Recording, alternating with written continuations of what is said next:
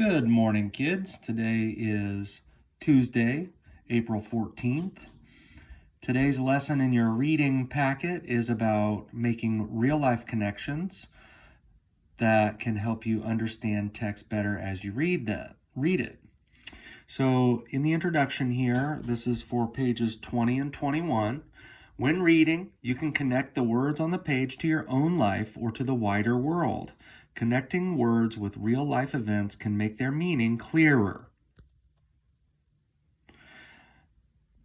What do you think of when you read the word friendly? You might remember a time when a friendly classmate smiled at you. A friendly classmate smiled and said hi. When you think about the word friendly, you might also remember what friendly people and animals in your town or city have done. A friendly lady in town gives neighbors vegetables from her garden. Friendly dogs wag their tails and want to be patted.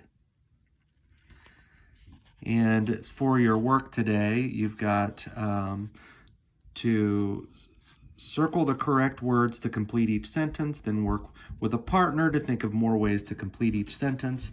I would suggest your partner be a parent or a sibling, or if you're really interested in connecting with someone else, maybe do a Zoom meeting, although this is a pretty short assignment. So they give you a hint down here.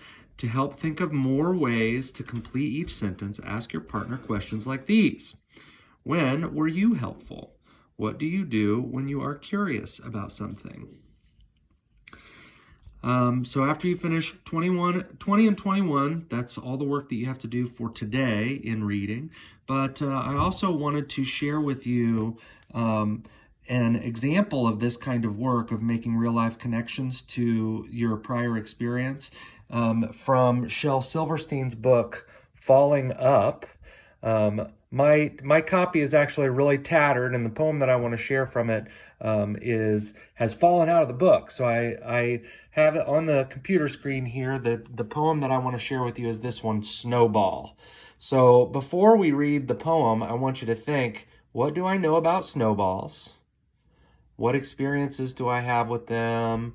I know that I make snowballs when it's cold outside, and the snow has fallen on the ground, and that sometimes the snow is really powdery and fluffy and it falls apart when I try to make a snowball, or sometimes when the snow is really wet, I can pack it and make a really dense snowball. So those are some things that I think of and connections that I make to the concept of snowball that might help me figure out what's going on in this poem. Now, we know that Shel Silverstein loves to use a play on words, and he likes to sort of put a twist on regular things. So making snowballs is pretty normal, but he actually talks about keeping a snowball as a pet in this poem. And so it's a little bit odd, and there's a kind of a twist at the end. I'll go ahead and read it now. Snowball. I made myself a snowball as perfect as could be. I thought I'd keep it as a pet and let it sleep with me. I made it some pajamas and a pillow for its head. Then last night it ran away, but first it wet the bed.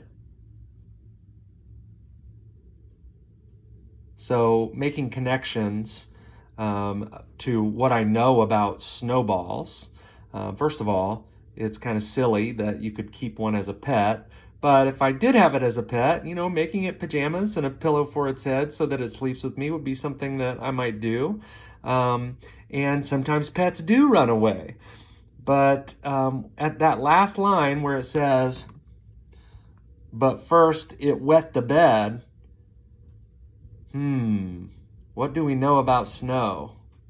When it's warm, snow melts. And so actually, the snowball was never really a pet in the first place, and it did not run away. It simply melted in bed. That would be an example of using connections to your real life experience to make sense of text as you read it. Hope you enjoyed the poem, and good luck. Do your best. I miss you.